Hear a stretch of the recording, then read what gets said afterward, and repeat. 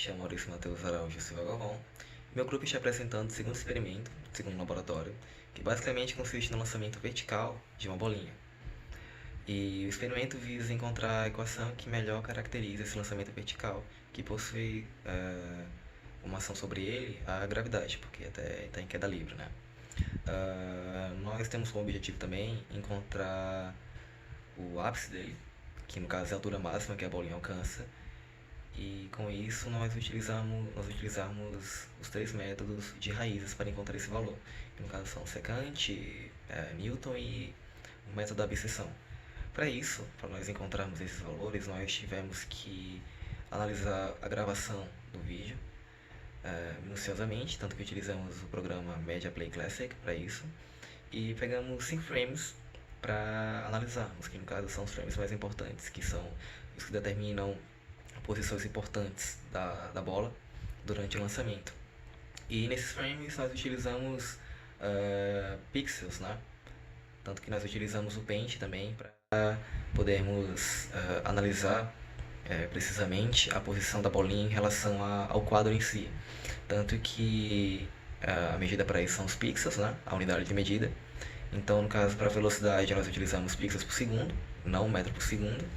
Aceleração, pixel por segundo ao quadrado. E a posição, nós utilizamos pixels, simplesmente. Bom dia, boa tarde, boa noite. Meu nome é Gabriel Mendonça de Queiroz e eu vou falar aqui um pouquinho sobre o código. Basicamente, eu importei primeiro as livrarias que eu ia utilizar. Criei dois arrays relacionando a altura da nossa bola, que foi arremessada, em função do tempo. Criei duas variáveis de input aqui para ser um intervalo, para falar o intervalo A e o intervalo B.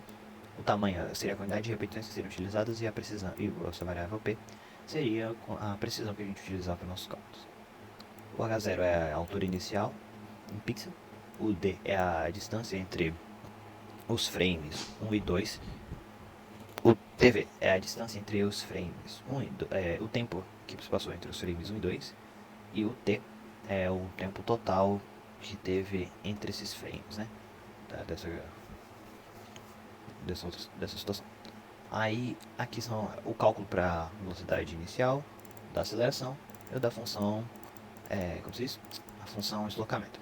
Para facilitar as contas, vou ficar reutilizando esses mesmos valores várias e várias vezes, e no momento com o tempo que a gente precisa, então, dos intervalos que a gente precisa, então eu criei essas duas funções para facilitar as contas quando formos utilizar o método de Newton.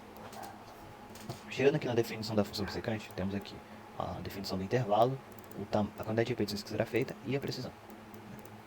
Aqui são dois contadores iniciais para facilitar a conta. E aqui é para fazer o nosso while, né? Para fazer as contas utilizando o teorema de Bolzano, falando que se o Bolzano utilizando as funções aqui antigamente previamente criadas, né, for menor que zero, ele vai pegar o valor de B e vai atribuir a x, né, porque vai ser um novo valor. O valor de x vai ser atribuído a B e vai adicionar mais no contador. Se essa condição se a condição do erro relativo for maior que a precisão, o código ele vai parar, ele vai acabar no código. O else é basicamente a mesma condição. Se isso aqui for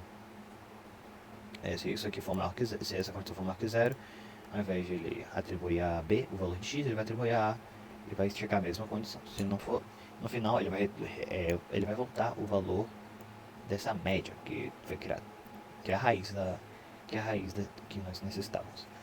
Para o método de Newton, a mesma ideia. O H0 é o valor inicial, no caso eu utilizei o A aqui para ser o método o valor de A, e o tamanho para saber a quantidade de repetições que seriam necessárias. A precisão, e a precisão também, que foi adicionada. E ele vai retornar o valor da raiz de Newton. E também temos para o método da secante a mesma situação. Pegamos aqui o intervalo da função, um ponto A, um ponto inicial A e um ponto B, a precisão e o tamanho. Aqui temos as variáveis iniciais com o contador. Aí temos um nosso enquanto aqui que funciona enquanto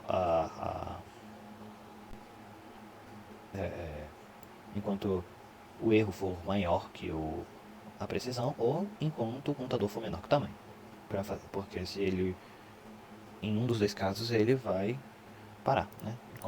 Enquanto não chega em nenhuma das condições, ele vai continuar resolvendo o código até chegar onde nós queríamos. Então temos aqui a função da secante, utilizando basicamente a mesma ideia da falsa posição, né? E é basicamente isso. Olá, seja muito bem-vindo ao nosso vídeo. Eu me chamo Rian Victor Rocha Mendes e estou aqui para finalizar o vídeo a falar sobre o gráfico. Como vocês podem ver aqui, com os dados que que pegamos no input, o Gabriel deve ter explicado isso anteriormente, nós jogamos na função e pegamos a raiz da bisseção, do método da bisseção, a raiz do método de Newton e a raiz do método da secante. Bom, você pode ver que a secante é o mais absurdo, mas é casos e casos. Como você pode ver aqui no gráfico, ele é nós criamos ou implantamos o gráfico da altura em função do tempo. E como você pode ver, os valores saídos aqui da raiz são os pontos onde a bolinha provavelmente saiu do seu ponto mínimo. A gente fala provavelmente por quê?